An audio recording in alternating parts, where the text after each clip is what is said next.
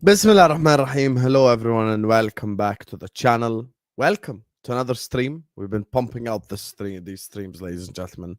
You get me? We're here streaming again twice per day in the summer. I told you I'm gonna keep you guys entertained during the summer, and we have delivered. Big up to all of you guys. Please do make sure you guys are liking the video. Make sure you guys are subscribing to the channel if you're ready to do so.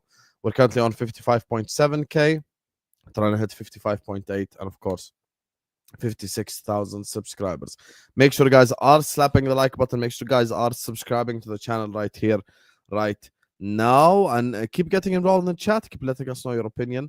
You get me? So yeah, big up to all of you guys, and hope you guys are all good. Hope you guys are all safe. Hope you guys are all having a great time. Joining us on this channel, this is just me and him today on today's stream, and it's very fitting because he's a celebrity, ladies and gentlemen. He's a celebrity. You get me? When I first messaged him, he told me he has an hour, but I, just like Arsenal Football Club, I seduced him with a monetary offer. So he is now here for 90 minutes, ladies and gentlemen, not just an hour.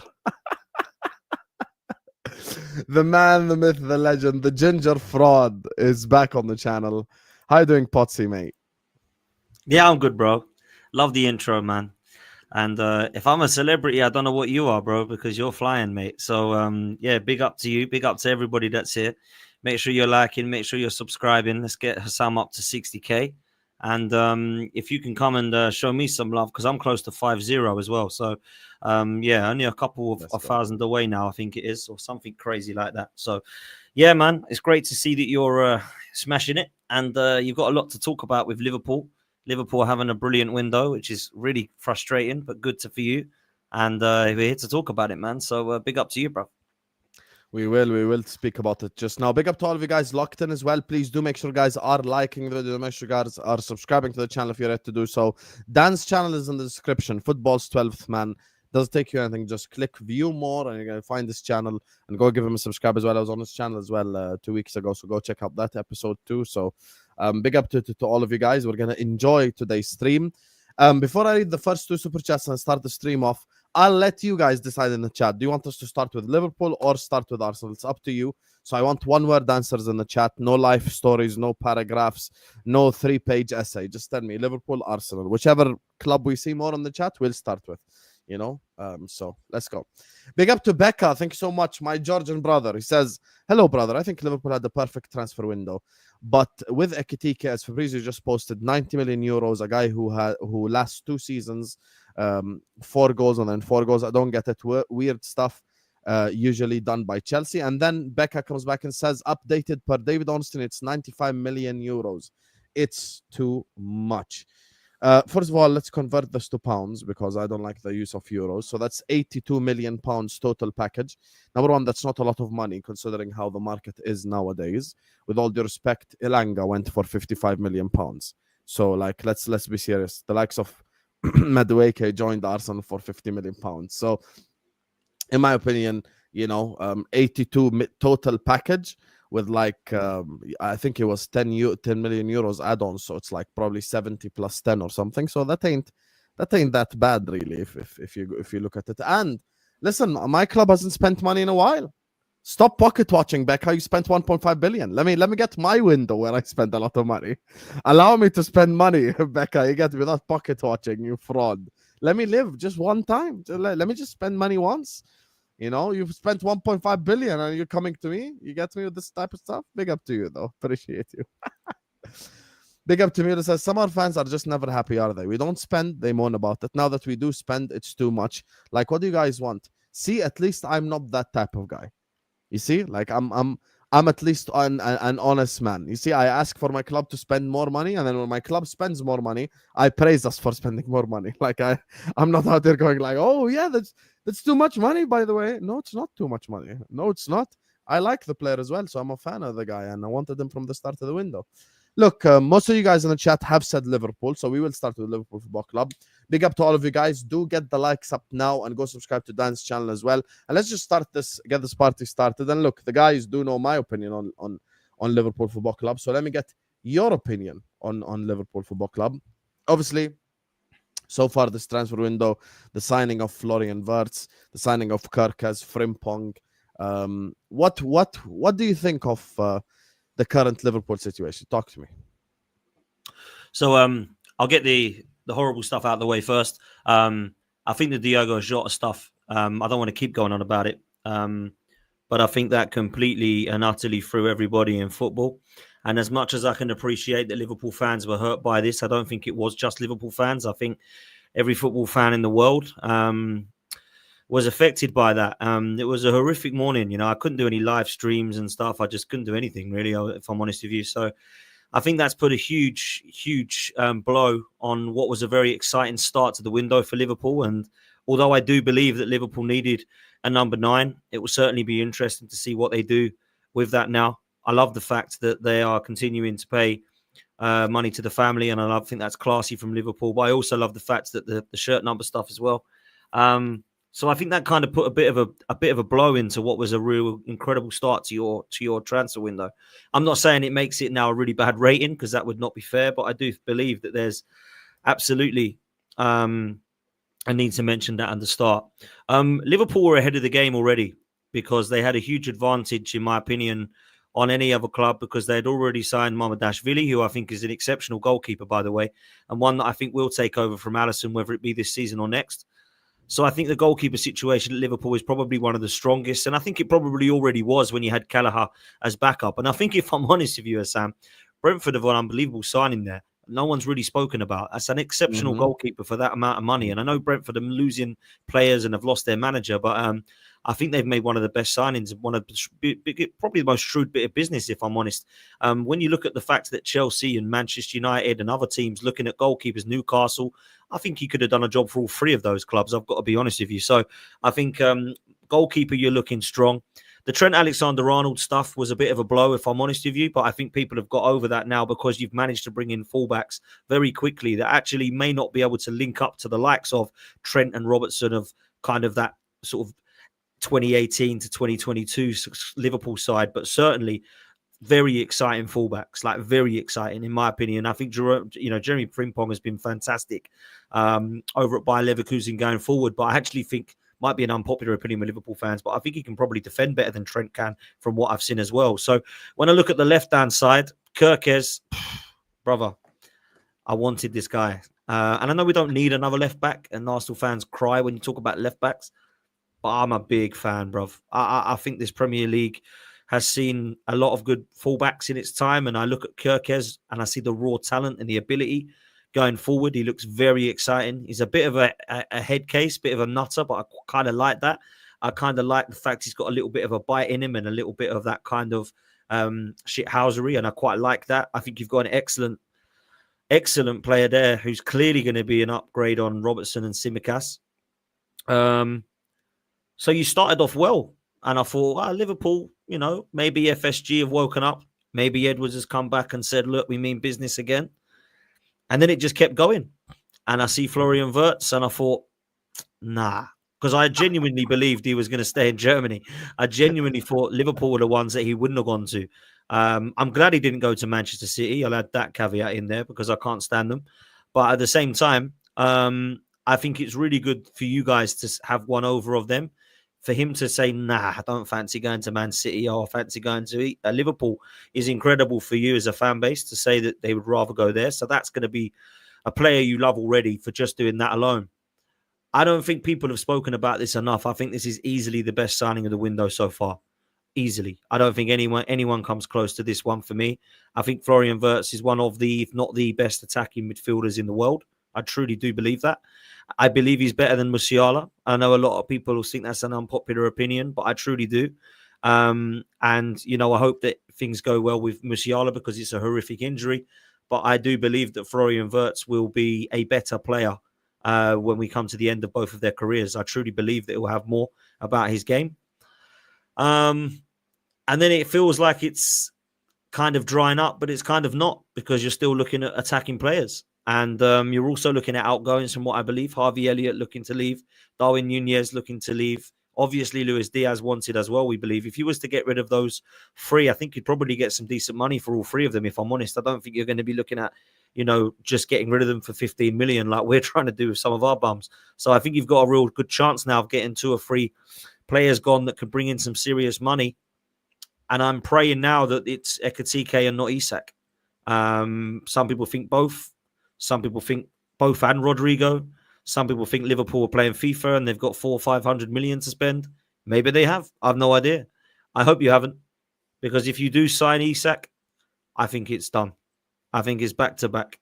So I've waffled on a bit there, but that is truly how I've looked at the journey so far from the start of the window to date. I don't think you've waffled at all. I think there's so much truth to what you said. First of all, I will say, if we do sign Ekitike, I don't see a world in which Isak as well joins, because, if Diaz does leave, then I do believe it's going to be Rodrygo coming in. So that's not any better news for you as an Arsenal fan. No, to begin with, you get me? So if we had a front four of Ekitike, Wirtz, Salah, and Rodrygo, I take my chances against anyone. Like I'm good with that, to be honest with you. The thing is, like, when it comes to this conversation with Liverpool Football Club, I think Liverpool Football Club have surprised not just rival fans, they've surprised us as well as Liverpool fans, because we didn't expect this. Like, there's no way I came into the summer expecting to sign all these players. It's just not how it works, because we all know how Liverpool have operated previously in the previous transfer windows. Me and you've had conversations on your channel, on mine, about like the FSG, the way that we operate, etc. And then we come out this summer and we're treating it like Football Manager. It's insane. It's even the negative journalists, like even the likes of like what's his name, Ian something. I forgot his name. His name is Ian, isn't it? So Ian comes out and says like, "Oh, we're not done yet. Like, we're gonna keep going and we're gonna buy this guy." And you get inclinations from Fabrizio that Liverpool are going for Rodrygo and etc. And that's why, for me, it's funny seeing the rivals try to spin Liverpool signing Ekitike into some form of like gotcha moment. Ladies and gentlemen, Liverpool Football Club won the league with Darwin Núñez up top. You add Florian Wirtz to the 10. You add Ekitike up top. You add Rodrygo on the left. With the best player in the Premier League playing right-hand side. Who's going to stop that? No one's going to stop that. And for me, I'm the wrong person to laugh at with the Ekitike thing. I like Ekitike. I've mentioned him from the start of the summer, just like I like João Pedro. Ekitike, the difference between an Ekitike and other footballers is because someone will bring up Núñez. Oh my God, he did it for one season. Someone will bring up whatever. And this is why when me and Dan spoke about Sesko, I had this opinion. Ekitike is a fundamentally sound footballer, meaning he can control the football, he can pass the football, he can do all these things. And there's a reason why Chelsea wanted him.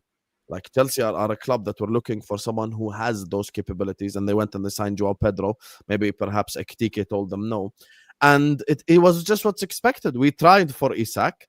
Newcastle maybe want too much money. Newcastle say not for sale, and then we go sign Ekitike. That's literally plan B.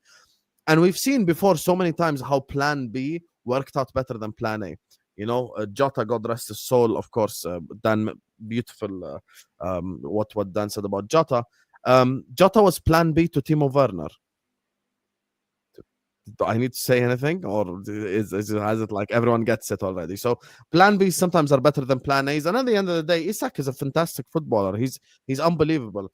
I think we win the league anyway, and that's why we brought Dan on here. And the title of the stream is: Can Arsenal actually stop Liverpool? Can Arsenal actually win the league next season? Which we'll get to in the Arsenal section. But when it comes to my football club, how are you pocket watching a club that spent money for the first time? Like, this is the first time I've ever seen. Like, do you guys understand that last season I did one transfer stream for Chiesa and that's it? Like, because like that's literally like the Zubimendi saga was more interesting even than the Chiesa stuff. And now you come a year later, we're spending money, and everyone's like, oh, Liverpool spending money. People talking about FFP, PSR. We could spend 200 million without selling anyone, and we still wouldn't be in PSR problems. So we're in a good place. And Dan as well, spot on with the whole selling stuff. Like Darwin Núñez, it's time to go. Luis Diaz wants to leave. Like, he himself is a player that wants to leave Liverpool Football Club. So that's the thing. So for me, I feel very happy about the summer. And in the words of Dan, it's going to keep going. This ain't going to end anytime soon. This is not going to end anytime soon. And that's why I look forward to it. I've never done so many Liverpool transfer streams ever before. Like, You know, Dan knows what I'm saying. Like, as a content creator, sometimes you see yourself like repeating stuff, but this time I haven't been repeating anything because it's Mm. new news every day. So I'm just enjoying the ride right now, to be honest with you. So yeah, Ekitike wins us the league. Isak would won us the Champions League. I think that's where the difference would have been. I think he would have taken us that extra step towards winning a UCL, because a front four of Isak, whoever, Salah and Wirtz would have destroyed like other teams. So yeah, I look forward to that. And Ekitike is fundamentally sounds, and shout out to Don. You get me? The Chelsea Don. The underlying metrics of Ekitike are all great. So I agree I with a think lot of the stuff the that chess Dan. move, the chess move from Liverpool was crazy the other day. Because I mean, look, it's great. It's great. As Newcastle were hating on it, but it's great. Um, Liverpool have essentially said, which one of these two players do you want wearing red, Isak or Ekitike? Of course, Newcastle aren't going to say Ekitike. They're going to want to keep their guy, right? So you'll say, okay, well, we're going to take the striker that you want. And Newcastle are in a position that Harry Kane and Tottenham are in now. They need a backup striker, but they don't know who to bring in because none of them want to play behind. So Tottenham, for what, how many years had Harry Kane, and they didn't have very good cover. They used to just use Son because they had never had a backup player. I think Newcastle could be in that because they've either got to keep a Callum Wilson, who they said is not good enough, or they've got to try and now buy somebody who can then compete with Isak, who they can try to give a little bit of game time to. That's a very, very difficult thing to do. It's why backup goalkeeper is one of the hardest positions to buy in the league, because they know they're going to sit on the bench. I think you're kind of like that with a scenario of, like, Arsenal were quite lucky because with Havertz and Jesus, you know that they're going to be competing for places that are more versatile than just playing in a number 9. But when you look at what Harry Kane was, he was definitely playing every single game. Isak is definitely playing every single game for Newcastle. How are they going to go and get a backup striker now that isn't in the form of a Dominic Calvert-Lewin type player, right? Yeah. So they've got to be realistic about who they bring in. I think Hugo Ekitike is a player that I'm going to reserve judgment on. I don't know enough about him. You clearly know more than me, Husam. He scored a lot of goals last season. I think he got 15 in the Bundesliga. So for me, when I look at what he's got, he looks very similar in terms of attributes to Isak, only from what I've seen. So he doesn't look like the kind of player that's the big man up top that holds the ball up, that links up play, that flicks it on. He actually looks like he wants to get on the ball and take players on. And I think for me, that's always exciting attributes for a striker. I've always preferred that type of striker.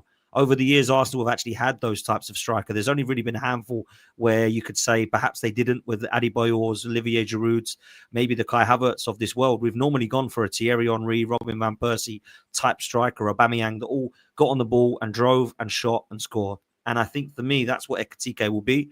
I don't know how clinical he is. I don't know how great he is in front of goal in terms of killer, but I'm certainly willing to see what that's about.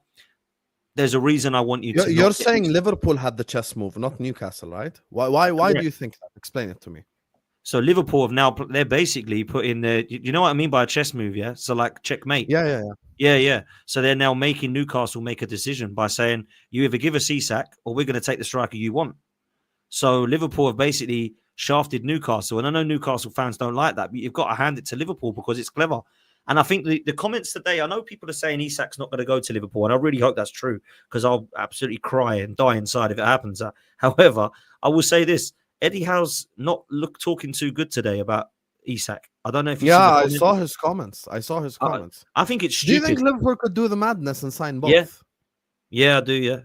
Oh, wow. Yeah, you're more confident than I am. Why? Tell me. Because I think you've got money. I looked at your money situation, right? And I looked at the scenario of the last 2 windows prior to when Chiesa come in for 10 million.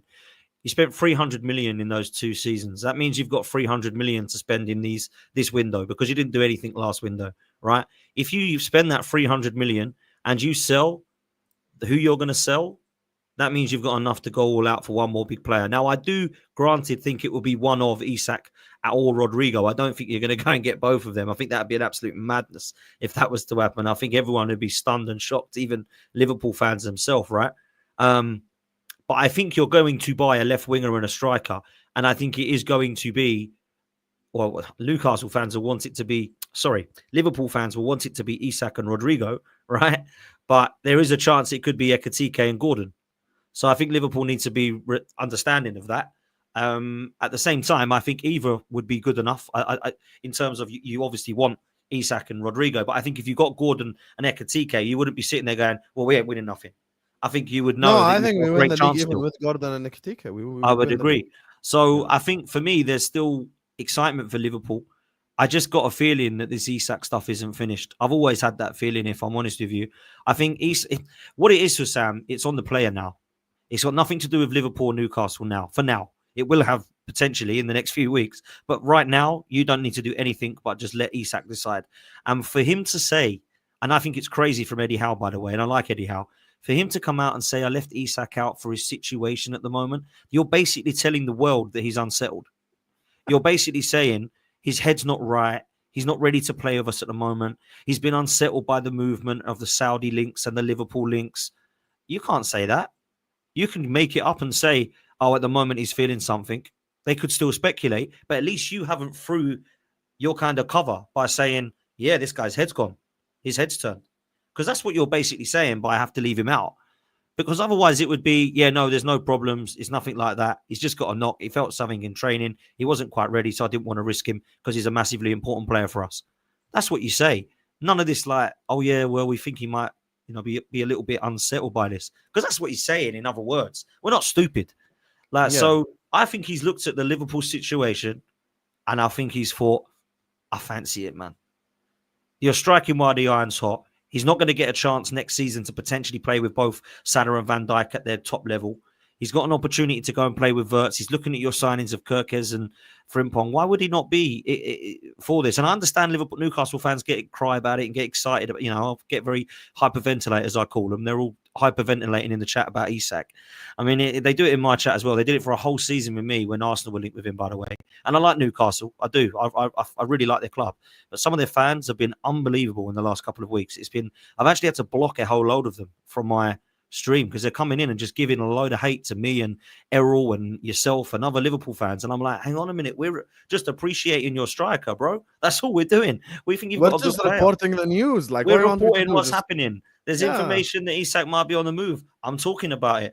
Do you not think I had this with Van Persie and Fabregas and Alexis and Ozil every single season? Coutinho, Suarez, Gerrard, McManaman. We could go back with Liverpool fans. They don't get this Newcastle without being rude because they've not been up this level. So now they have players that Tonali, Bruno, Isak, people want. They're getting really, really sensitive about it because nobody ever wanted their players previously. Nobody was ever linked without being rude to the likes of Sean Longstaff. Nobody was ever like crying and please, please, I really want Shola Amiobi. Nobody did. Yeah, they all just left them because they left them to play for Newcastle. So now that all of a sudden we all want them, they're not used to this. So they're getting really kind of passive aggressive in my chat. And I just don't understand it, man. I'm honestly thinking, like, what is happening with these Newcastle fans? And I give them a lot of respect, bro. Over the last 2 years, Shola Amiobi. Hey, big up Dan, man. Big up. Well, big up to Shola Amiobi, but nobody wanted that, brother. Do you know what I'm saying? So now we're looking at Alexander Isak and everybody's going, oh, he's an interesting player. But because we're doing that, now all of a sudden we're the ones that are an absolute disgrace. I don't really get it from these fans. And I like Newcastle. I've given them a lot of respect. I've told them that I want them to do well. I think they're a club that deserve some success, and I was happy they won the League Cup. I really genuinely was. I know that you weren't because, Liverpool lost that final. However, I looked at it and I thought, you know what? I respect the fact the fans have been through crap with Mike Ashley and Steve Bruce. They've got a brilliant city, unbelievable fan base, superb stadium. Let's see them do well. But when I'm looking at this thinking, why are they giving it to Arsenal and Liverpool fans? Because we appreciate their striker that we're linked with over the last couple of years. They literally cannot stand it. This is the equivalent of... And the thing is, Dan, this is an educational moment as well to everyone in the chat. Look, if me and Dan Potts, and he'll tell you this right now, if me and Dan Potts were to only wait for Here We Goes to do a video, we'd have done I would have done 4 videos on my channel, he'd have done 3 videos on his. We're here to talk to you guys during the summer about the news, what could happen, hypotheticals. Sometimes, by the way, for the first, 2 weeks of the transfer window, we were talking about Rodrygo to Arsenal.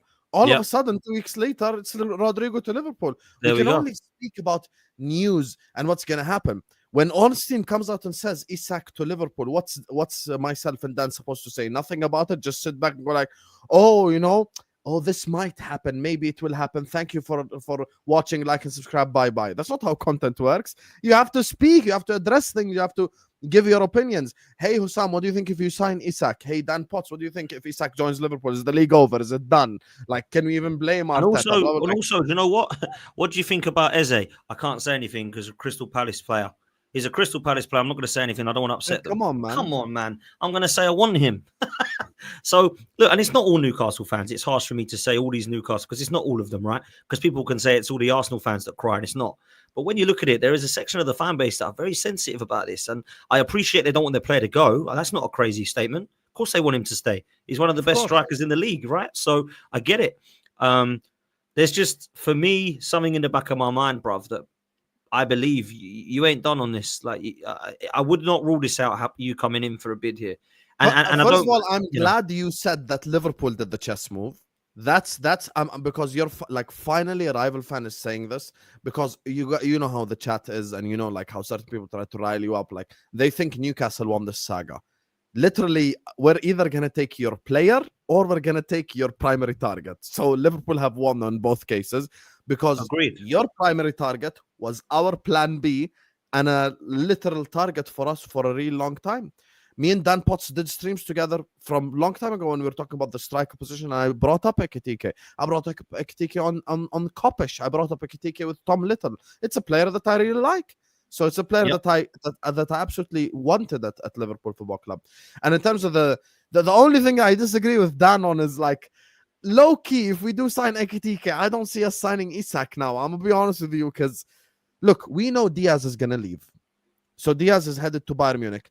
Once again, chat, see, this is an example, educational moment. It's reported by the reporters. He's not a Bayern Munich player yet, but we're talking about it. So Diaz apparently agreed personal terms with Bayern Munich on a 5-year contract, 4-year contract, whatever.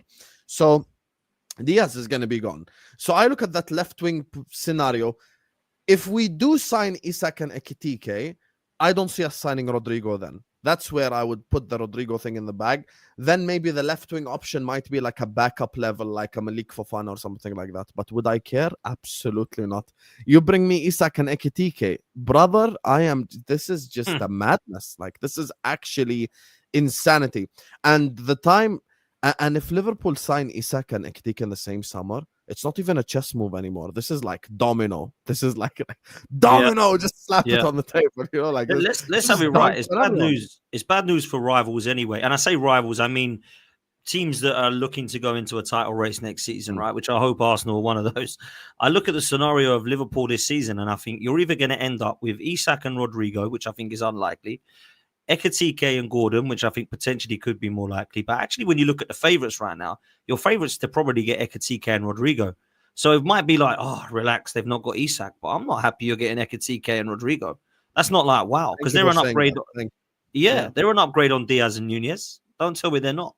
So I think when you look at it now, that Liverpool are looking in a very, very strong position. And I think even Manchester City fans who have gone all quiet all of a sudden, bless them, are actually starting to worry as well, because their kind of window has started well but dried up.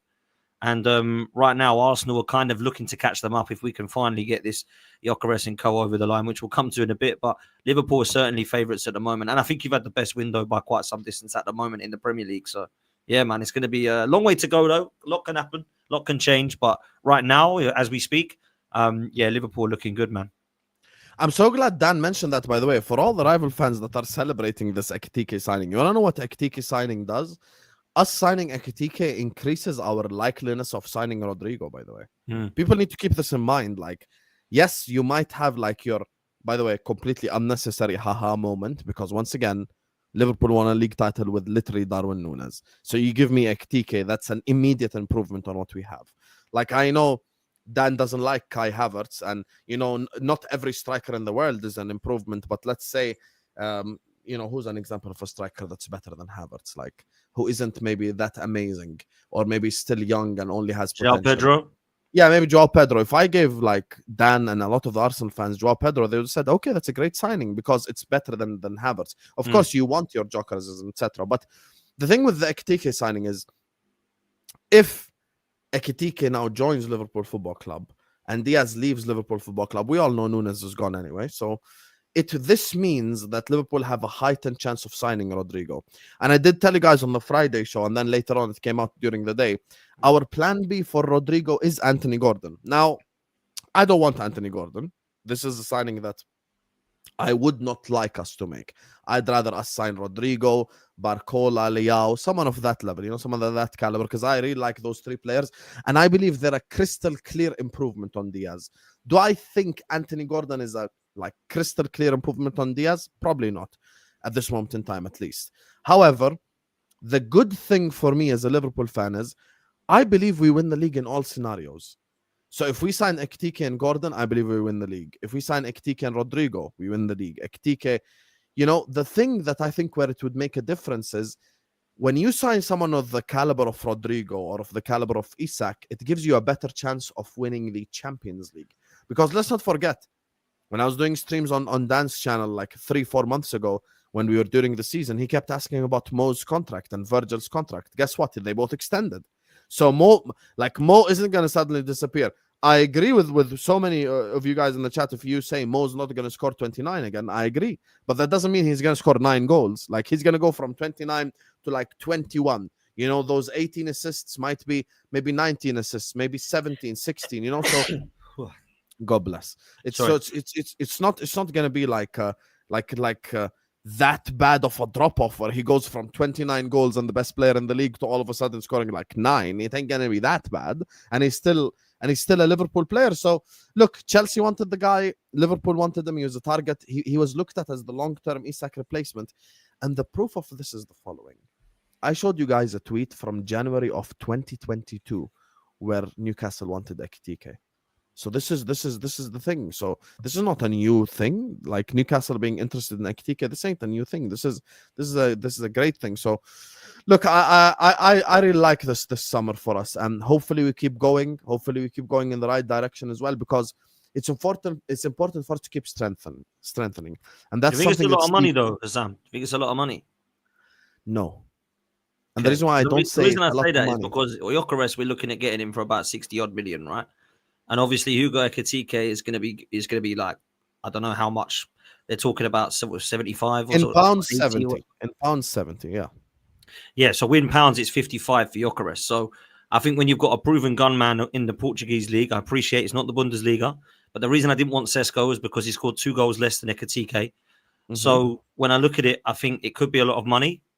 I'm not saying it's a waste of money, by the way, because we won't know that until he starts playing. But you're lumping a similar amount on him than you. I mean, how much was Darwin Nunez? Was that like 80, something like that? Yeah, 80 million. So it's a little bit obviously shy of that, but it's Nunez PTSD. I can see that in the chat. So I don't think he is Darwin Nunez, by the way, people. I don't think he is. I haven't seen enough of him, but I don't think he is. However, I do think it's a lot of money. I think it kind of will have to work, but you seem confident that that's a fair enough money. So there we go. Look, you have to look at the market sometimes. Sometimes the market dictates what you do. That's just the truth. And if the likes of and the player that you mentioned himself, Sesko, literally Leipzig wanted 80, 90 million for Sesko as well. I believe Ekitike is better than Sesko. And look, 70 million pounds base money for Ekitike, I don't think is too much money. I think that's fair money for a player of that caliber. I do believe he is better than Sesko. I think he's the type of player, because he's fundamentally sound, he's going to get better with better players around him. So the difference between an Ekitike and a Sesko, and Liverpool wanted Sesko at the start of the window, and I spoke up against it. I said, I don't want us to sign Sesko. I'm not the type of guy that will just back anything the club does. Even last summer, I remember at the start of the window when we were linked to Somerville, by the way. Crescencio Somerville, the Leeds winger. We were linked to him, and some people were like, by the way, Somerville is decent. I'm like, bro, no, he's not. What are we talking about? He's decent for Leeds. I literally just said if we sign Anthony Gordon, I wouldn't be happy about it. But at the end of the day, look, 70 million pounds base plus 10 million in add-ons. Modern day market isn't that bad. You look at some of the signings, and look, if Liverpool win the league or win the Champions League or both, I don't think his price tag would be brought up. And the biggest example of this is Chelsea Football Club. When's the last time anyone brought up Caicedo's price tag to you? He's a 150 million pound tackler. 150 million pounds, he tackles and he presses. Enzo Fernandez, 110 million. When's the last time anyone brought up his price tag? No one brings up the price tag when the players are successful. But people always bring up Havertz's price tag, Hoyland's price tag, Nunez's price tag, because they're unsuccessful I'll give signings. you an up. I'll go one more, right? Jack Grealish and Declan Rice. No one talks about Declan Rice's price tag, but they all talk about Jack Grealish being £100 million flop. You know what I'm saying? So, yeah, you're right. If Liverpool next season, win the Premier League and the Carabao Cup, or like the Champions League and the FA Cup or whatever, like, we win 2 trophies, even one of the big ones, like obviously because there's more big clubs do aim to win the 2 big ones, like the Prem and the Champs, right? Like no one goes into a season going like, I really want to win the FA Cup ahead of everything. Like, of course, there's like a hierarchy when it comes to the trophy thing, like, so people don't bring up the price tags unless the players are like the player is unsuccessful. That's just the truth. And for me, the player is a successful player. And at the end of the day, look, Newcastle just lost to Celtic 4-0 today. You get me? So, yeah. By the way, Fabrizio just tweeted that Liverpool and Ekitike are close. So, yeah, let's go. This is going to be a great signing for us. Very good signing for us. Newcastle lost to Celtic today 4-0. Newcastle already qualified for the Champions League before. But the reason why they couldn't maintain their spot in the Champions League is because of injuries, because of they don't have squad depth. And this is the thing that I try to explain to Newcastle fans. But like you said, like I feel like they're just so angry about it that they're not even willing to listen. I think selling Isak and buying like 4 or 5 players would have made Newcastle even better because it makes your squad depth better overall. What's Newcastle's ceiling? Isak, Bruno Guimaraes, these level of players. You spoke about it when you were speaking. But what's their floor? Joe Willock, Sean Longstaff, blah, blah, blah. All it takes is one injury and Newcastle are screwed immediately. Imagine Sean Longstaff pulling up to the Wanda Metropolitano. And Sean Longstaff just left, right? Yeah, he's gone to Leeds. Prime example. Yeah, prime example. You just said it, right? Who did he leave for? Leeds. That's literally his level, though. Like, who was going to sign him in the Premier League? Was he going to go to Man City or Liverpool or Arsenal or something? No. Sean Longstaff's level is, with all due respect, Leeds' level. So I honestly... Sorry, I thought you were done, man. Sorry. I was just saying, like, they just need to get their floor up a little bit. The likes of Longstaff, improve on him, improve on Willock, improve on your bench options. Ilanga's a prime example of that. That's why I didn't laugh at Newcastle for signing Ilanga, because you're improving your bench options, you're improving the other options that you have. So that's why, for me, Newcastle are not in a position to win the league now, and Isak is a win now player. So it's better to get 4 or 5 B+ level players, B level players, improve your squad overall, and that's how you maintain your position in the Champions League.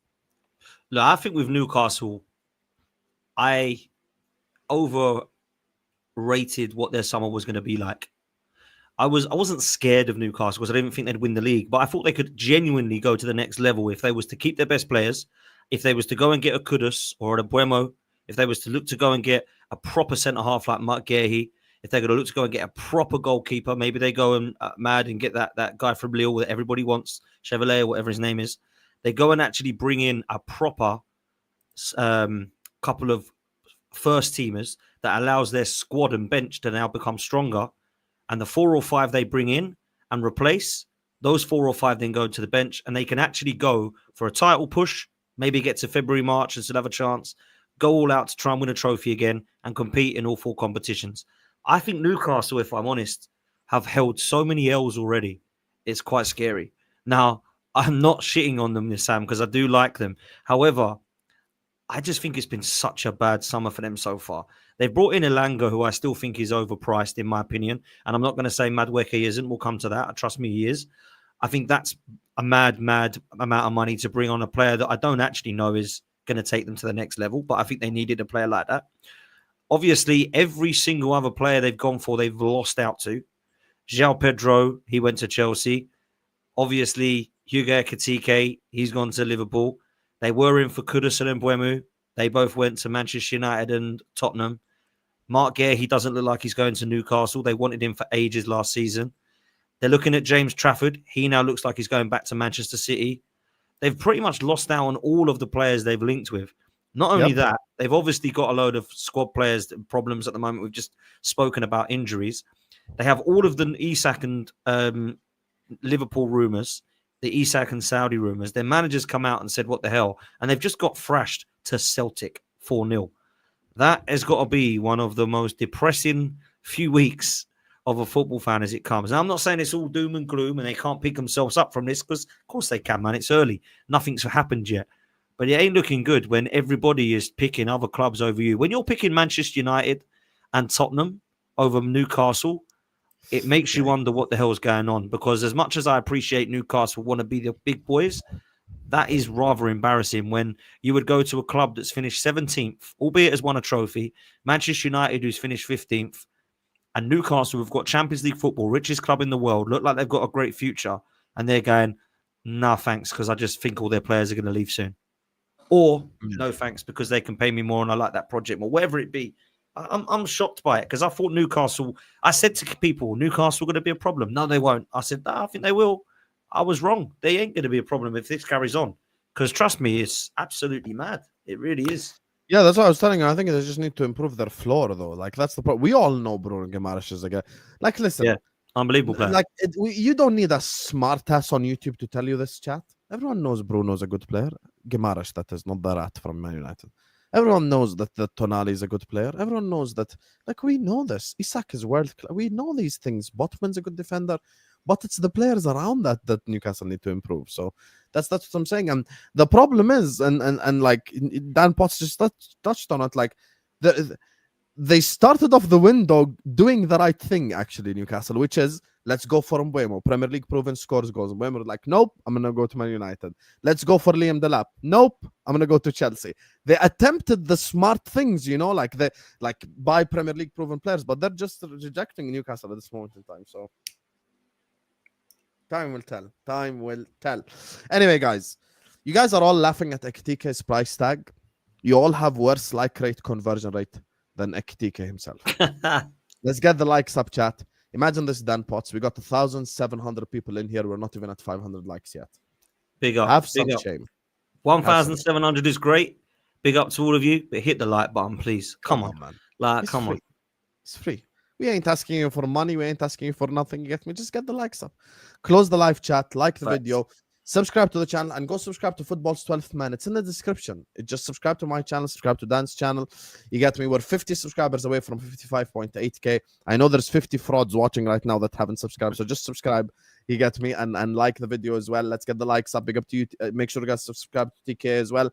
Up and coming Arsenal football YouTuber. So you get me? Big up to all of you guys. Let me just grab these super chats before we move on to talk about Arsenal Football Club. Hey, Dan's favorite topic. Let's go. Madueke, Gyokeres, a lot of things to talk about still.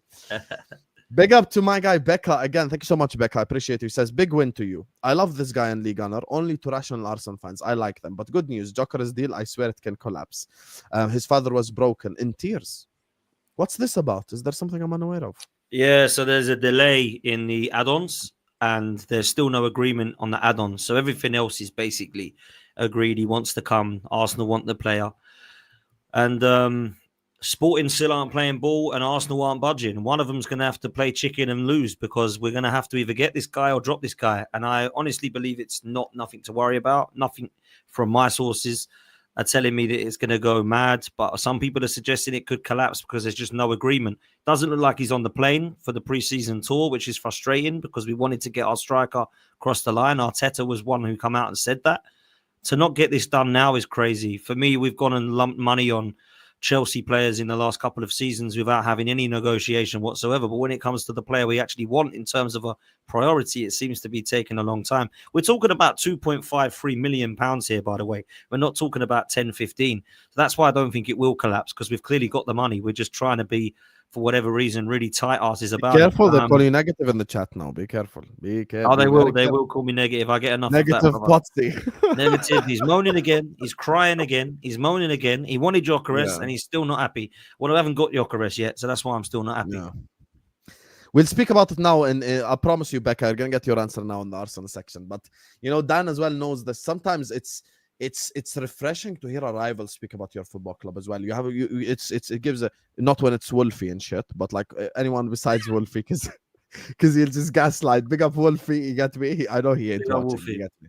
He's busy watching all the championship channels. Big up to Eagle V Shark, who says 95 million is a mad price tag for Hugo. Has everyone got the centre back situation? No Konate extension, no Kwan Samata replacements either. Sorry, it's mad. Look, Is it Mark there's a name Gahey still? Is that still happening? Mark Gahey? yeah, because here's the thing. Mark Gay, he said, okay, you don't want to sell me this summer. I won't sign a contract extension. You're going to lose me on a free next summer. It's just, so what's the point? Mark Gay would happily join Liverpool Football Club, happily. So for me, I think we're going to get in Mark Gay. If we don't get in Mark Gay, Eagle v Shark, I'd agree with you that then I would be worried about the centre back situation. But as things stand, bro, we're going to get Gay. We're good. In honor of Eddie Howe, Isak deserves the Akon song. I'm locked up. They won't let me out. I'm not going to play it because we're going to get copyright infringement like last time. You get me? But yeah, big up to you. Question for both of you. Which goal did your team concede that made you sit back and say, fair play, there was no saving that? Oh, great question. Yeah, it's a really good one. It's an obvious one for me. The best goal that's ever been scored against Arsenal was Ryan Giggs in the 99 semi-final of the FA Cup. Taking it round the best defence in Europe, and the best back five in Europe, and putting in the top bins against Seaman. I was crying out for someone to just take him out. Even Roy Keane said it to Vieira, like, why didn't one of you just take him out? Because we couldn't. It was that good. And for all the United fans in the chat, if there is any, that's the best goal I've ever seen scored against Arsenal. It was ridiculous how he did it. He just literally skipped past us like we weren't there. And I wouldn't mind Husam if it was against Bellerin and Mustafi and Socrates, but it wasn't. It was against the best back five in Europe at the time. And for me, that was crazy. Yeah, Vieira with the assist. Vieira passed the ball and give it away, and he just literally took it and ran past everyone. So for me, it's easy. It's got to be Ryan Giggs at Villa Park, 1999 FA Cup semi-final. Unfortunately. I'm going to go a bit more. I'm going to go old school as well, like Dan. My one was Alex's free kick in the Champions League game against Chelsea. That Alex free kick was just sublime, bro. And the other free kick that I mentioned as well from the Champions League is the Messi free kick. That was more recent for the younger generation. Unbelievable. You know? Yeah, the Messi free kick against us in the 3-0 was unbelievable. Big up to Luke, who says we all wanted Sammy Amiobi. Hey, Sammy was low-key a baller, you know? Sammy was low-key a baller. Yeah. I think Sammy was better than Shola, to be fair. Yeah, that was unbelievable when they come through. I thought, wow, who's going to be better? Yeah. Same thing with the Longstaff brothers, you know, if you know the brothers. Yep. Hi, Husam and Dan. Love watching you guys. Thank you so much, JBG. Big up to you, man. Appreciate you. Make sure you guys are subscribing to Dan's channel as well, not just this channel. Subscribe to Dan's channel. It's in the description. Show more. Football 12 man. Subscribe immediately. Let us know if you've subbed in the chat. I see a couple of people in the chat saying that they've subbed. So subscribe to both channels, guys. Big up to JB. Big up to you. He says, glad I caught a live show. Turns out there might be a reason I called my boy Alexander. Hope it's a good omen for you, Reds. Genuinely the best football debate on YouTube. Keeps me sane and working at home. Big up to JB, who's actually a Leicester fan who watches the channel. And big up to you, JB, man. Always showing us love, always showing us appreciation. Big up to you and to your family. And I'm sure if your son is watching now, he ain't crying because there's no Tom Little on the panel. Usually he's crying when Tom Little's. Usually his son is like, I refuse to listen to Tom Little. You get me? Shout out Tom Little, man. Big up to Tom. Big up, Tom. Big up to Future Nexus, who just sends in an empty super chat. Big up to you, Future Nexus. Appreciate you. Thank you. As an Arsenal fan, I think we have zero chance. Well, at the moment we do. That's why the window's got to improve. And if I'm honest with you, we'll talk about it next, but I think it will. Whether it will be good enough to win the league, I still have my doubts. And I'm just gonna say two goals that I think against Liverpool you've missed. Tony Yeboah for Leeds. That was ridiculous. But the one that I think you probably don't want to say because I'm on stream is Thierry Henry running it past the whole of your team, putting Harman and Carragher on their backside. And just, slotting it home. That has to be the best ever. I was way too young. I was way too young. Here we go. Here we go. Way too young to remember that. Yeah. I remember this, though. You remember this? That's cruel, man. Why have you done that? What did I do to you? What did I do to you? What did I do to you? I just asked if you remembered it. That's it. I didn't say. I just asked. It's just a question. Big up to Robinson. You know what you're doing. Only just joined the stream. The beach ball one was mad, actually. Away at Sunderland, they threw the. Remember that Darren Bent? That was hilarious. Darren Bent. We were linked to Darren Bent every summer, by the way. Only just joined the stream, but 95 million for Ekitike is mad. My brother, you paid 150 million pounds for a tackler. Every time Don brings up why Caicedo is great, he brings up his tackles. Well, what are we talking about here? Like, you get me? If we're gonna pay, and stop adding add-ons. £70 million. Why are you using euros? How much is Caicedo in euros? Should we find out? Let's go. So £115 to euros. Let's go. You paid 132 million euros for a tackler? That's crazy. Husam, not Henri dribbling past the whole team. That was before There my you go. time, man. There you go. I was way too young, man. Way too young. That was Highbury days, bro. I was like fucking 7 years old, 8 years old. Not, I don't remember. How old are Get you? me? How old are you? I was born in 95. I'm 30. Wow. See, I was born in 87, man. So, yeah, I can remember all that. It's funny. This is what I mean. When I do, I forget sometimes people's ages. And I do Yeah. shows with people, and I assume they're in the same era as me. And I was shocked the other day talking to people, and they were just like, oh, I was 3. And I'm like, what? I was like 16, and these guys are 3 years old. What's happening here? Yeah, I don't. I that was before my time. The thing, look, I think I was meant to be a Liverpool fan. Watch this. My birthday is 20th May 1995. That's the date that Everton last won a trophy. I swear to you. Wow. Legit. I was born the day that Everton last won a trophy. Watch this. The day that we lifted the league is the same date as my dad's birthday. The day that we beat Man United 7-0 is the same date as my mom's birthday. I swear to God, I'm not making any of this up. I swear to God. 5th March, mom's birthday, we beat Man United 7-0. We lifted the Premier League 27th April, dad's birthday. Like, it's just meant to be. Liverpool 1, Arsenal 2, Chelsea 3. If got momentum from an easier schedule of starting, 4th City. What do you think? I think I see a world in which Chelsea finished 3rd. It's not impossible. But switch 2 and 4 for me. I have way too much respect for that bald bastard over at Manchester City to just think it's going to go to the shits again. Like, I just don't see it going to the shits again with Manchester City. People need to remember who Pep is. You don't know the last time Pep had a bad season, what he did? He won 4 in a row. Like, please, we need to respect Mr. Pep Guardiola. You think Chelsea will finish above us? I'm saying if his scenario is correct, it won't be City 4th. I think it would be Arsenal 4th in his scenario. Oh, so let's say what's Liverpool the scenario? Is he saying that's how it's going to end, or that's how it's going to start? I think that he's saying that's how it's going to end. Wow. I don't think we'll come below. Well, I hope we don't come. Oh, you'll be surprised. Many Chelsea fans think that they're going to finish ahead of Arsenal, by the way. Oh, of course they do, but I don't know. They said that last year. So they did. W's in the chat for my guy Becca for dropping in the 50 piece. Thank you so much, Becca. I appreciate you. Big up to you. Big up to my Georgian brother. He says, hey, question to both of you. From now, based on achievements, is Chelsea bigger than Arsenal? Please, honest response, guys, without any single bias, and justify answers as well. Officially, FIFA cancelled the Old Club World Cup, and Chelsea is the first winner of this. You tell me your opinion first, Dan. Yeah, I'll give you my opinion. If we were looking at the last 2 decades in success, I don't think that anyone can deny that Chelsea leave Arsenal dead in the water. Now, people have to explain to me the criteria of a bigger club. If you believe in the history of both clubs that Chelsea are bigger than Arsenal, I'll say no. I think that Arsenal are bigger than Chelsea. If you was to look at the history of the clubs since 2003 when Roman took over, then Arsenal would be clearly the biggest club. So if you think the last 20 years has completely eclipsed the whole history of football and that Chelsea are now bigger, I can argue that that's not the case.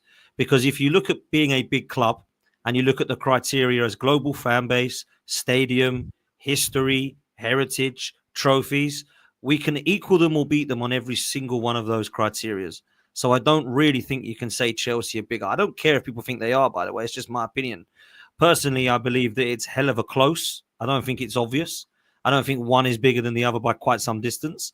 The only thing that Chelsea have over us that knock us down is European Cup. That is literally it. There's nothing else they can. And the reason they bring up the European Cup is because they can't beat us on anything else. They can't say they have more trophies than us. They can't say they have a better stadium than us. They can't say they have a bigger global fan base than us. They can't, if you really want to go down that road, say that they're bigger than us on the social media, YouTube platforms, because it's absolutely gigantic when it comes to fan debates and fan channels. Arsenal beats everybody. It's Champions League level. Not that I want to claim that as a trophy, because I think it's quite embarrassing at times. However, that is something that's true. And I think when you look at the only other bracket you can have is, have you won a League Cup? Yes. Have you won FA Cups? Yes. Have you won Premier League Cups? Yes. Then you get to Europe's, and then you kind of get embarrassed because Chelsea have got the European trophies. And that's why they'll always say they're bigger than us now. I think deep down they know they're not, because they haven't got as many trophies as us. And that's the only thing you can now look at. And I go for Manchester City as well. I'll tell you why we're bigger. We win the Champions League this coming year. No one says it's Chelsea bigger than Arsenal. Arsenal are bigger. Look, It's that my simple. answer is without including any other metrics. Look, I'm very, very, very same energy when it comes to this conversation. If you're comparing two people, two clubs who compete in the same exact country, the same exact league, I go based off of trophies. Arsenal are bigger than Chelsea because Arsenal have more trophies. End of. I remove community shields. I only count major trophies. As things stand, Chelsea are literally just 4 trophies behind Arsenal. So I keep the same energy. Let's say Chelsea this season win the Prem. Let's say Chelsea win the quad this season, right? And they overtake Arsenal. I'll say Chelsea are bigger. I've got no problem saying that. The reason why we're bigger than Man United is because we have more trophies. It's very simple, very basic.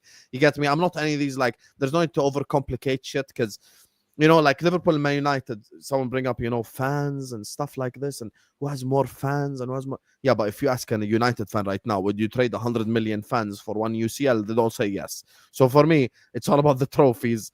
And Arsenal simply have more trophies. So that's it, Becca. Listen, your club keeps winning. We'll have a different debate, I promise you. And I'll be the first to tell you if Chelsea have more trophies that you're bigger.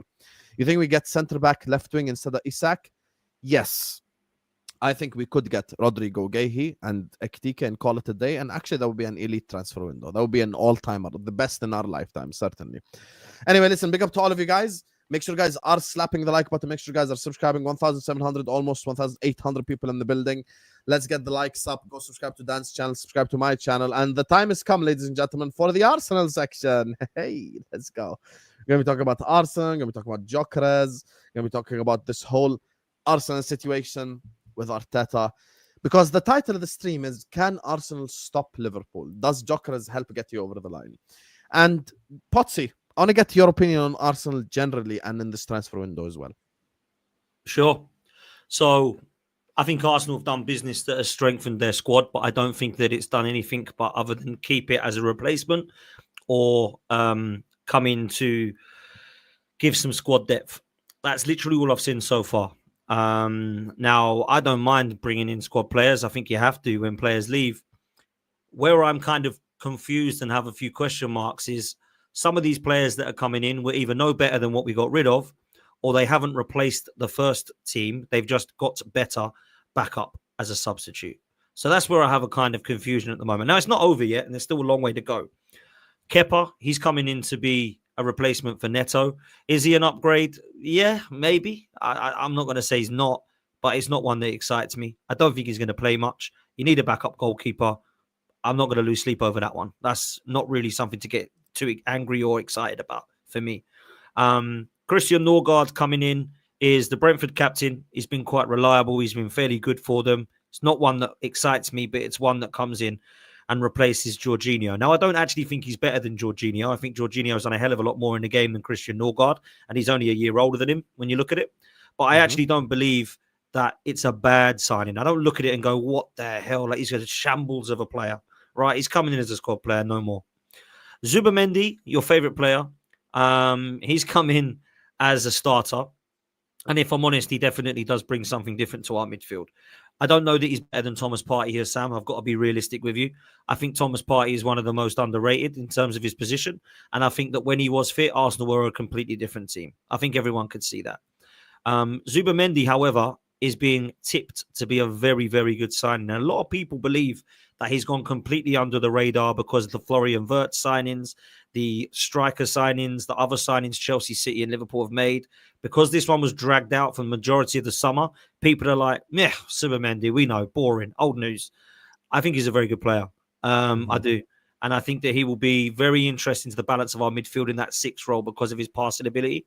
So I think that for me is going to be a very interesting signing. I don't know enough about him to say that he's going to be a hit, but from what I hear and the general consensus is that he's a very good player. Then we come to Madueke. I would love £1 for the amount of times that you and I brought up Madueke and laughed because he's been a bum at Chelsea.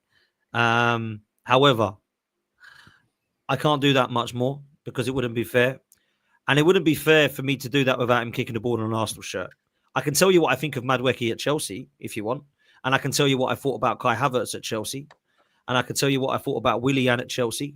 But I had to all give them a chance in an Arsenal shirt to shine tell you what I believe they'd be like in an Arsenal shirt. And for Willian, it wasn't very good. For Kai Havertz, funnily enough, it actually was better than it was in the Chelsea shirt, in my opinion. However, not to the level we need. And now I'm going to have to see what Madueke's like. Now, I know what he's got in terms of his attributes. And let's be real, there are some good attributes. I just don't particularly think that I've been fully impressed to the level of this is a great signing. Now, there's many, many reasons as to why I don't believe that is a great signing. And I'll quickly tell you. It's nothing to do with the fact it's Chelsea, if I'm honest. A lot of people think it's just because it's another Chelsea player. That does kind of rub salt into the wound. Doesn't annoy you at all? I would assume that it annoy you a little bit. It does rub salt into the wounds, but it's not the sole reason I don't like him, is what I'm trying to get. I don't think that because he's a Chelsea player, he can't be good. What we're doing, it's a disgrace. Unfortunately, that is a little bit of it. The other reasons are, this guy has a hell of a lot of money.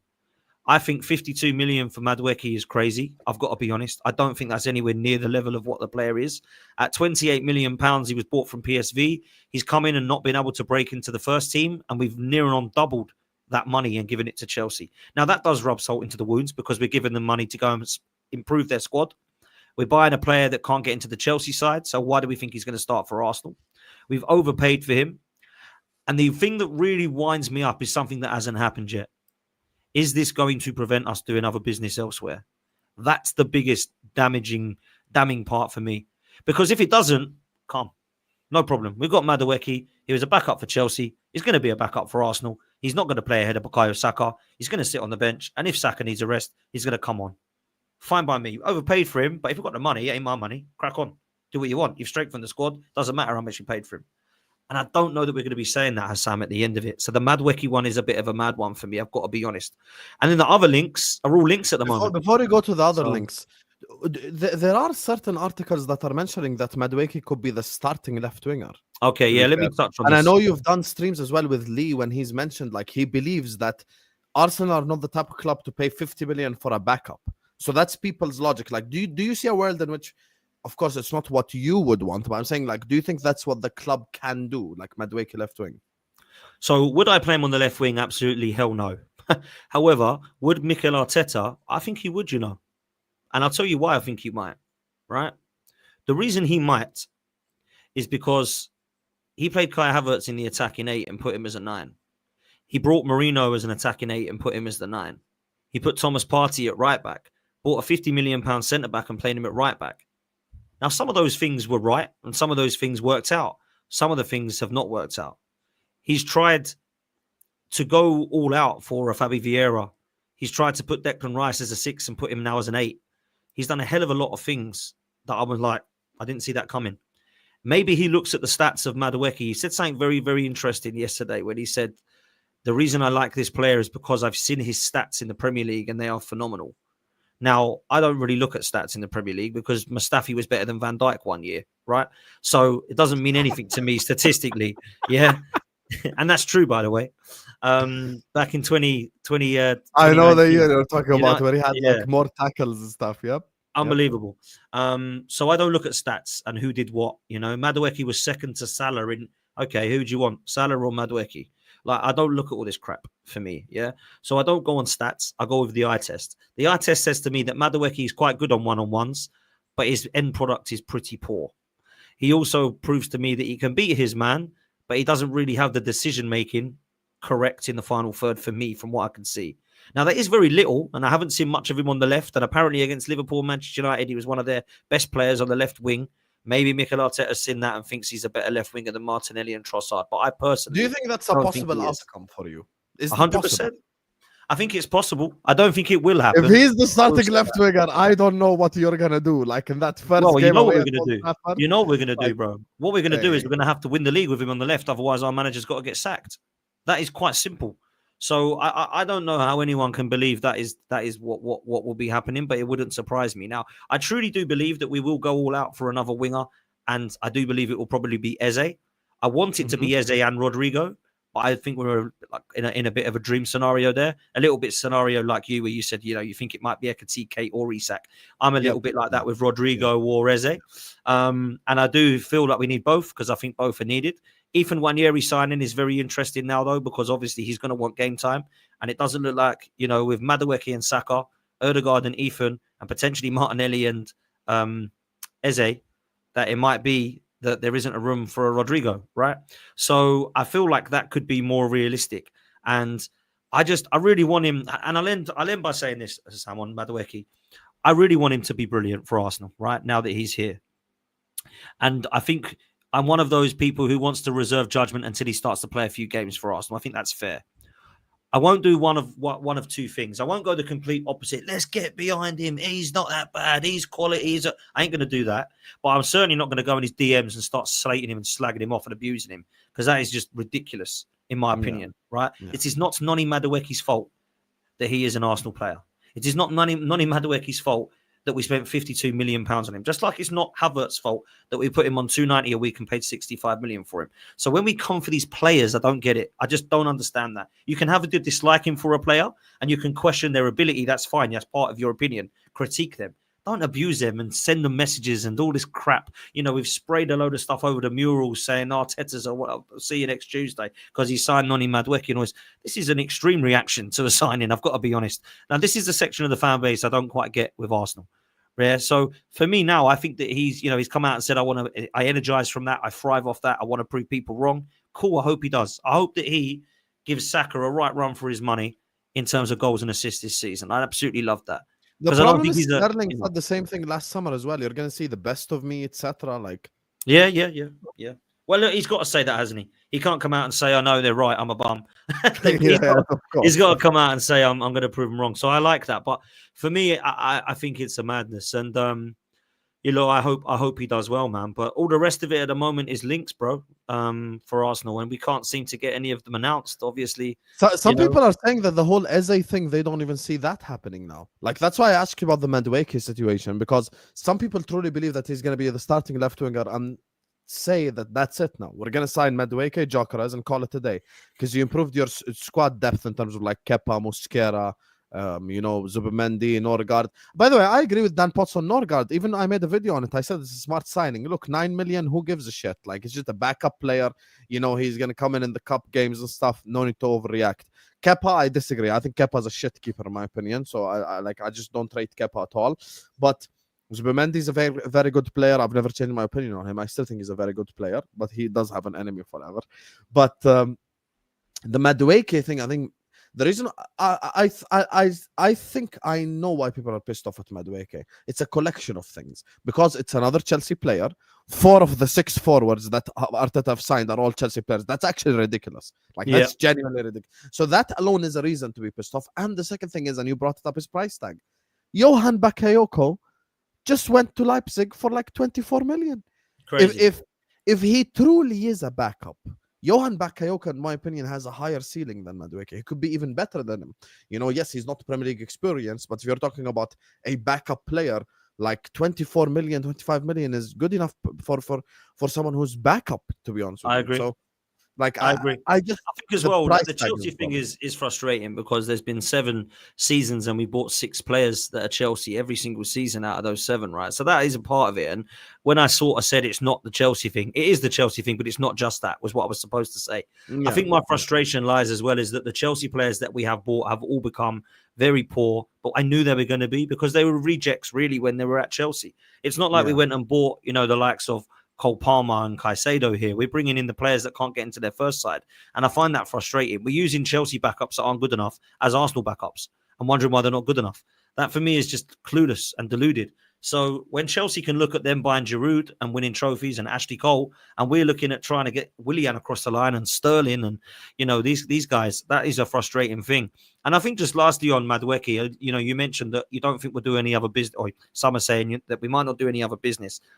If that's the case, and we just bring in Gyokeres now and nobody else, if he does not win the league, I cannot stand I don't know how anyone cannot stand by this guy and say that he needs to go. Because you cannot tell me that he hasn't got this and he hasn't got that and all this rubbish. Because the board, to be fair, I thought we'd bring in about 5 players. Right? And you've done that, actually. And we've done that already. Right? So I think, wow, the problem is... It's actually 6 now, no? It will be 6 if Eze... Zubimendi, Norgard, Madueke. With Gyokeres, it's 6, actually. Yeah. So, and it will be 7 with Eze. Okay?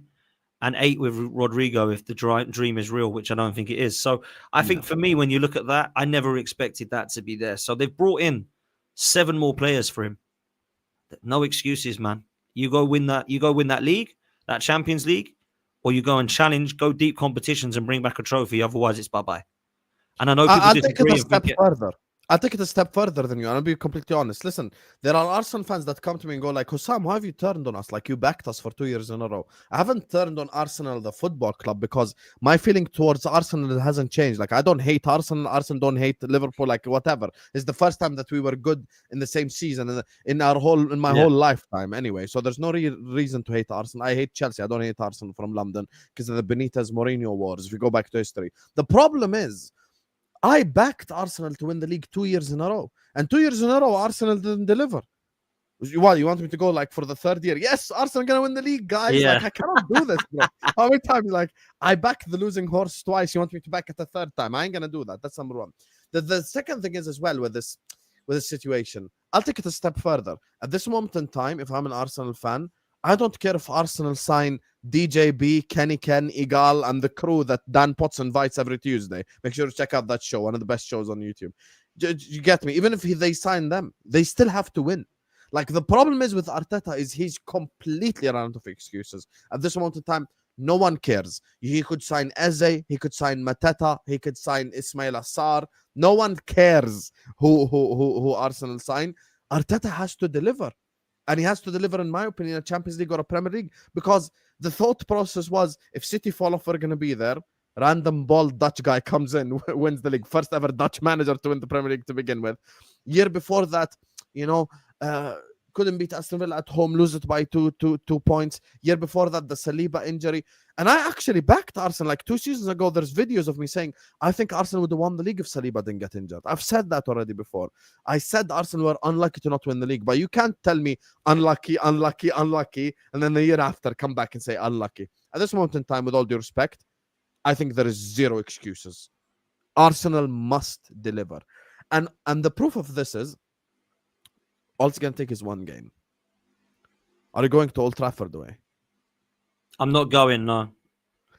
If that game ends 1-1, I'm not even going to go ultra crazy scenario. If that game just ends 1-1, immediate meltdown in your fan base. Immediately. They're not waiting for nothing.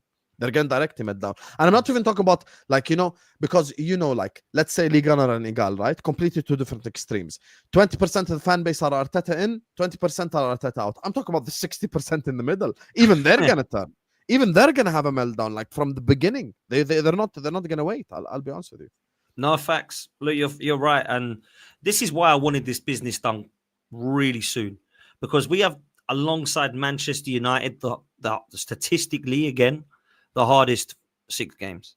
Okay, in the first 6 games, we go to St James's Park, Anfield, and Old Trafford, and we host Manchester City, and we host Leeds, which is our easiest game, and Nottingham Forest, right? And we don't know what Forest are going to be, but last season they were good. So you wouldn't look at any of those games and go, clear 3 points other than potentially Leeds, right? Leeds, yeah. Yeah. So they have an unbelievable tough start. So I would like to think that we would do the old Sir Alex Ferguson thing and go, right, want my business done early. Let's get out to pre-season as a squad. Let's know what we want. We might have 1 or 2 that we can get across the line later towards the end of the transfer window. But let's start with our bulk and let's go. And to not get Gyokeres, we're going into our preseason in Asia with Havertz and Mourinho as our 2 strikers. This is a poor start to the window again, in my opinion, because you needed to get those priority signings done. And what we've done is we've looked at getting the backups first. That's fine if you do it simultaneously and Gyokeres and Eze come in, and then you bring in Mosquera and Kepa and, Madueke, etc. That would have been like, whoa, okay, not that I'm great with Kepa and Madueke, but on top of Gyokeres, Eze and Zubamendi, I'm kind of cool with that. And we haven't done that. We're still looking towards our first 11, and it is nowhere near the level, and it is not different to last season, because our best left winger at the moment is Martinelli. Our best striker at the moment is Kai Havertz. And we have no balance in our midfield yet because we don't know what the hell is going to be happening with Zubamendi, Rice, and Ødegaard, etc. So I feel like we're not going into the pre-season stronger than we were as we ended in May. And that's a big issue for me, Husam. I've got to be honest. So I think for me, the Arteta thing quickly, you know where I stand. I've wanted him sacked since 2020. I've not been quite, I've been quite consistent with that. I don't think he's been good enough. He proved me wrong by getting us into a title race, but he hasn't proved me wrong that he can win something yet with this team. And I'm happy for him to do that this season. But you're right. If we was to go and do the madness and draw at Old Trafford, beat Leeds, but then aren't able to beat Liverpool, City, Newcastle, or Forest, I'm sorry, but there's going to be a lot of the fans that are having questions that are going to be saying, let's go, get him out. And unfortunately, bro, I've seen that with Emery and I've seen that with Wenger. And it is a very nasty place at the Emirates when that happens. Trust me, it's very, very toxic. It's very nasty. And as much as somebody who does, believe that the manager should be replaced if it was to be a scenario like that, I don't want that scenario because it is absolutely horrible going, man. Absolutely horrible, if I'm honest, to go to games like that. So, there's pressure, huge pressure. And there should be, man. There should be 6 years in. Do you think Gyokeres takes you over the line? Do you think Gyokeres would take you over the line in terms of winning the league or the UCL? For a trophy, yes. For a league title, I'm not sure. Or a Champions League, I'm not sure. And that is because I just believe that Arteta has put us into a scenario where we have nearly got across the line with Havertz and Jesus. They haven't been good enough. If they can't do it with Gyokeres, I have to look at the manager. I can't look at the playing staff anymore. I have to look at the manager because you look at it now, right? And this is where I will give Igal some credit. This is probably one of the only things Igal has ever said to me that made sense, right? You've got your goalkeeper. David Raya is unbelievable, right? He's a very good goalkeeper. Then you've got the back four, which I think, again, are unbelievable, right? Individually and as a unit, I think Gabriel and Saliba, they might not be individually as good as Van Dijk, but they're certainly the best partnership, in my opinion, in Europe. I think they're unbelievable together, right? Timber, I think, is a ridiculous right back. Then you go into midfield, and as much as people are questioning the balance at the moment, Zubimendi is a very good player. Declan Rice is 100 million, and Odegaard is supposed to be one of the better in his position in the league. You've got Saka, who's one of the best right wingers in the league after Salah, for me. And then you bring in a left winger, like let's just say it is take your pick of the players we link with, and then Gyokeres up front. Igawa said we're just looking to tweak the attack now. So if we tweak that attack, go win trophies. Because if you don't, it's clearly you, bro. It's clearly you. And it's not just your ability, it's your mentality, which is massively important. I agree. A lot of people that say to me that he's not good, I actually disagree with that. And I'm not an Arteta lover, but I do think he's good. I think he's good enough to get us in a title race. I think he'd do well in his managerial career somewhere else. I'm sure one day he'll win something. But it might be too soon for him to do it here. And the mentality has proven that when you get to the stage where you're just about to, you fail and you fall. And he's done that in the Carabao Cup. He's done that in every FA Cup since he's won one. He's done that in every Europa League and Champions League that he's been in. And he's done it in 2 or 3 title races. I'd say 2 because last season wasn't even a title race. So when you look at the actual mentality, there is a problem. And it's not just the manager. I think the players alongside that manager has to, which is why people laugh at me when they say, you want a Carabao Cup? Yeah, I do. Because that means this team can win something and have it up there to go, wow, that felt good. Let's go do it again in May. That's why I want to win the Carabao Cup. People are like, that ain't good enough. We don't want that dusty trophy. One, I don't think it is because I grew up winning it, right? And I actually put a lot of respect on that trophy a lot more than most people do because it's the first thing I see Arsenal win against Sheffield Wednesday, 1993. Did the cup double, yeah? I look at the scenario there and think, well, why did Pep Guardiola and Jose Mourinho take it more seriously than anybody else? Because they went and win everything in May once they won it in March. So let's try and do that. So I'm not saying I just want a Carabao Cup and I'm like, right, I don't care. We can come 5th now. That's not what it is. I want to win the cup because it's winning something and the mentality can then be brought through till May.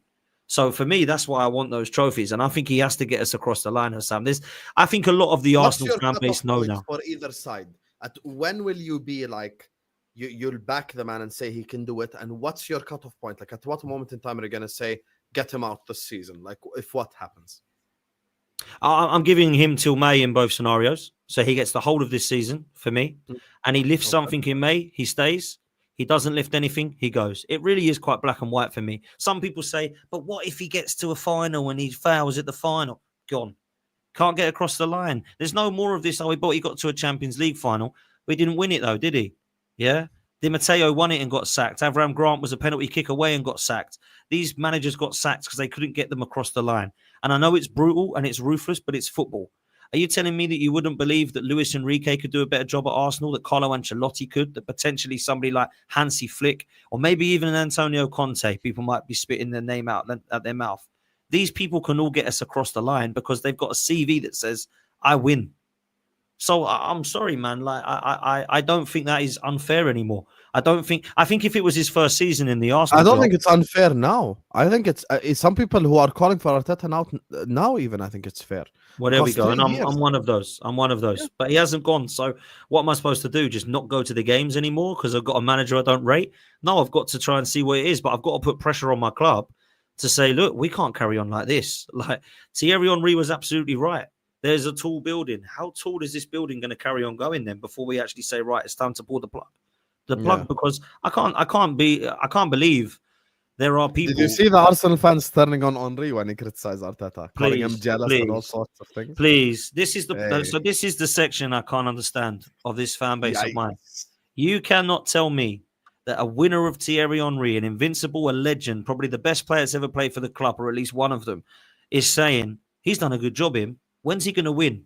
Oh, jealous, toxic. What a scumbag. Don't invite him back to the Emirates. He doesn't like our beautiful Mikel. He wants his job. He'd rather be a manager. He's jealous that we've got... Please stop. The guy said we've got to win. That's all he said. Just calm down. Like, the guy's right. He's spot on. He's a legend. He says it how it is. Roy Keane is another one who says it how it is. I never liked him as a player, but I respected him. And I love him as a pundit because he'll just say it how it is. Doesn't matter if Man United are rubbish. He'll tell them Man United they're rubbish. And he's a legend of Man United. And he says to Arsenal, you haven't won anything under Arteta. What's so special? Oh, Roy Keane's scum. Roy Keane's scum. No, he's not. He's telling the truth. What have we won? Come back at him. Tell him what we've won. One FA Cup. It wasn't even this team. So since he's won the FA Cup, he's won 2 games, Husam, in the following 5 seasons against Oxford and Palace. We've gone out at every opportunity other than that. To Manchester United, to yourselves, and to Manchester City. 10 men Manchester United under Amorim, I might add, by the way. Liverpool's kids with Klopp as well, never forget. Precisely. And Manchester City, where people said, oh, it was out of order because we played a backup side. Well, that's what they did. And their backup side beat our backup side. We still went out. The Carabao Cup game, we go and crumbled in the semi-final against Newcastle. We crumbled in the semi-final against Liverpool 3 seasons ago. And then we get to the Champions League and the Europa League. That Carabao game against Newcastle at home for you must have been so devastating because you just wanted that trophy so badly. Like, I can't believe you lost 2-0 at the Emirates. St. James's Park, fair enough, tough place to go. Like, even for us, we needed like a Salah masterclass to even get a draw. But for me, like, that 2-0 loss at the Emirates is mad. Like, I agree. And it wasn't just that result that frustrated me, home and away there. I can go back to the Europa League if I want to. People forget the Champions League games against Bayern Munich and PSG. Let's talk about the Europa League against Sporting Lisbon. Let's talk about the Europa League against our old manager, Unai Emery, Villarreal in the semi-final. Let's talk about the Olympiacos game where we went out under Arteta. And one season in between that, we wasn't even in Europe. So we have to win something. There's no more process. There's no more, it takes time. There's no more phases. There's no more buying dogs. Let's just go and win, man. I'm sick of it all, bro. You already have win, the dog. Yeah, well, let's hope we don't get another bloody dog and call it nothing. That's for sure. So or just call Win's last name fuck all, and that's it. You're that's it. Yeah, win nothing or F all. I'm honestly, I'm sick of it, bro. So look, it's got to be a trophy or bust, and I mean that for Arteta. Will the Kroenke? Are you saying any trophy though? Just to clarify, because I don't want to keep you for a long time. Just when you say trophy, just so you can expand. Like, just are we saying, because some people say Prem or champs or he's gone. Some people will say even a Carabao Cup, I'd keep him. Which one are you in? So the bare minimum expectation for me is quite simple.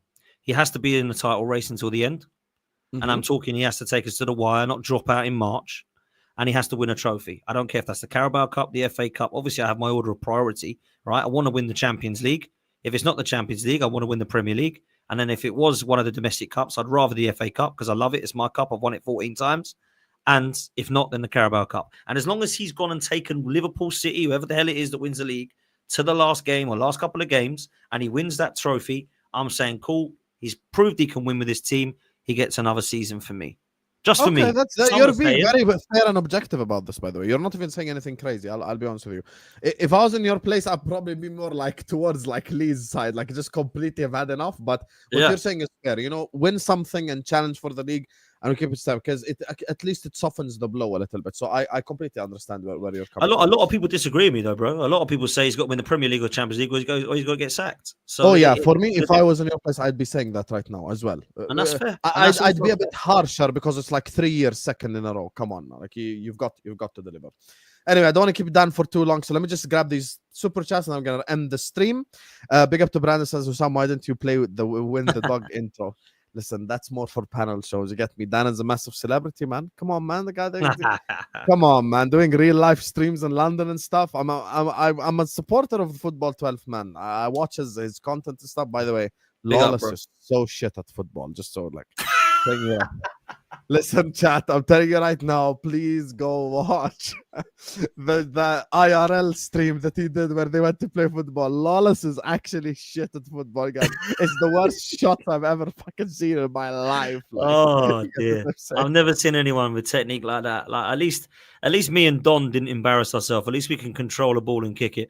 Lawless had no chance, man. But no, big up, man. I always watch your stuff as well, man. It's great to Big up to know you, you're man. watching 12 man as well, man. Big up. Lawless is horrendous, horrendous. As Arsenal don't fully believe Gyokeres is the guy. Otherwise, they would just pay the pounds and get it done. We want only Gyokeres because Leipzig priced us out of Sissoko deal. Let's be real about it. Do you think this is true? I mean, look, And big up to Brandon. by the way. Big up to Brandon's channel. Yep. Yeah, big up to Brandon. Make sure you're following Brandon True Gunners TV. I must say this. I actually genuinely do agree with what Brandon's saying to a degree. I do think Mikel Arteta and co wanted Sesko, got priced out, and have then gone for their second target, which I believe is Gyokeres because of one man, Andrea Berta. He is the one who steered us towards Gyokeres. We was not linked with him at all until he came along. We were linked with Isak as the dream, like you were, and we knew we weren't going to get him. It was Sesko who was the one that we were looking like getting. And then there was other names linked that was not Victor Gyokeres, like Ollie Watkins. So for me, Victor Gyokeres is the guy that Andrea Berta wanted, and I think it's the guy that we will get. The only reason I have faith is because of him. If we still had Edu, we would not be getting Victor Gyokeres, bro. No, we wouldn't. We'd be getting Watkins or someone like that. So yeah, big up to Berta. Damn, fairs. Berta does deserve credit for that. That's why I think one of the articles came out and said, like, yo, the signing of Madueke is an Arteta signing, so they've made it clear publicly now. It's public information. Doubles in the chat for my guy, Becca. Becca, honestly, thank you so much, man. Like, this is such a big super chat. I appreciate you. Love big for up, the man. love, man. Big up, Big up. Appreciate you. Everyone, please do spam W's in the chat for him. By the way, guys, we're even ending the stream on 1,600 people. Let's get the likes up. Let's try to push for 700 likes, 800 likes. Close your live chat, like the video. Everyone, please put W in the chat for my guy, Becca. Appreciate you, man. Big up to you. And big up to all the super chatters. He says, so I'm Georgian. You know, it's 4 a.m. for me now, living in Caucasus and enjoying our lives. You, this guy, Lee, Mo, and Troops. The guys I only listen to with pleasure. Now I'm halfly supporting Liverpool, whether I hate it or not. My boy Mamardashvili will be future number one at Liverpool. I do believe that Mamardashvili could be the future number one at Liverpool. I don't think he's coming in like, you know, Mamardashvili to Liverpool is not like a Kepa situation. You know, it's not like a situation where he's just gonna play Carabao Cup and stuff. Even in the preseason game, Becca, the game that we played against Preston, he was unbelievable. Like, and something I didn't realize until you watch him for your own club. He's so massive, like Mamardashvili. He covers the whole thing, bro. Like, I even watched him during the Euros and I never felt it. But you get what I'm saying. Sometimes you feel someone's physical presence more when they play for your club. Bro, the guy's a fucking unit, Mamardashvili, to be honest with you. So yeah, he's just an absolute unit. And big up to you, Becca, man. I really do appreciate you. And thank you so much for sending in such a big super chat and the previous one as well. So love to you, my guy. Appreciate you and thank you so much. Big up to Matthew, who says, Salam alaikum, y'all. Husam, you know how accurate my takes are. Call me crazy, but I have a feeling that Man United will be the dark horse. Dark horse for what, brother? If you mean dark horse for the league, hey, no one is going to agree with you, mate. not even United fans themselves will even agree with you. Have some shame and some decorum, brother. You know, this is like someone who gets like a couple of takes right and then get too excited now and you're talking about... Bro, like, they ain't even like, they're fucking 15th, Matthew. They ain't gonna win the league from 15th, bro. Come on now. I said, I think one of Spurs or Man United might shock the world and finish 5th. But that's like the best case scenario. They ain't no dark horse for what? For winning the league. Come on, man. Come on. Come on, Matthew. You're better than this. I'm happy we have such a difficult start to the season. We know where we stand very early on. Either we look like title winners or Arteta has to go. Yeah, that's fair. I agree with this. Yep. I think by the time Anfield comes, let's say you draw against United, you beat Leeds, and then you lose away at Anfield, people will already be like Arteta. Oh, they'll be done. They'll be absolutely done. Yeah. Yep. I'm in agreement with this. This will either expose Arteta or you're going to go on an incredible run. There is no other way about it. Anyway, guys, we're going to wrap up the stream here. Big up to all of you guys. Make sure you guys are liking and subscribing on our way out. Please go subscribe to Dan Potts' channel as well. The Football 12th Man channel is in the description. Just go give him a subscribe. Big up to all of you guys. You guys, this community is just unbelievable. You guys make all the streams even more elite. And of course, with Potsy here, he knows the value of an unbelievable community, just like his community. Big up to all of you guys in the chat. Go subscribe to his channel as well. I'm gonna be back tomorrow, inshallah. I don't know when. I'm probably gonna do a solo Liverpool stream in the morning, and at night I'm gonna be doing, of course, Ahwa, the crazy stream of everyone knows about Ahwa. I get me. So that's the stream that we're gonna have. Potsy, what have you got coming up that you want to tell the people about before we end the stream? Big up, bro. I'm gonna be on tomorrow, and I'm gonna be on Monday. Yeah, I'm gonna be dropping some uploads. I'm hoping that with the transfer window, weekend news, and pre-season, that we're gonna be busy. So there's gonna be a lot coming up this week for me on 12 Man. So yeah, big up to everybody that's here. Big up to you, bro. Enjoyed that. It goes so quick chatting to you. So big up. And yeah, I really enjoyed this show. And thanks for the love in the chat. And for the haters, keep hating, man. And yeah, big up. And come show me some love, man. I appreciate it. And Cheers, listen, man. before we end, I just want to tell guys, I've never recommended you something and it's bad. I promise you. Please go watch his IRL stream in London. Just go watch where they're kicking the ball at like the electronic thing. Please go watch Lawless kick a football. I'm begging you all in the chat. Just go to his channels in the description. Just go watch that video. Like, if there's one video you have to watch, it's that video right there. Lawless is so horrendous. Like, if I ever get with him on a stream, I'm genuinely just gonna kick his ass, honestly, about that. So go watch. Hey, David, watch that, guys. I promise you, go watch it. You're gonna enjoy that right there. Anyway, love to all of you guys, and I'll see you guys tomorrow, inshallah. Peace out.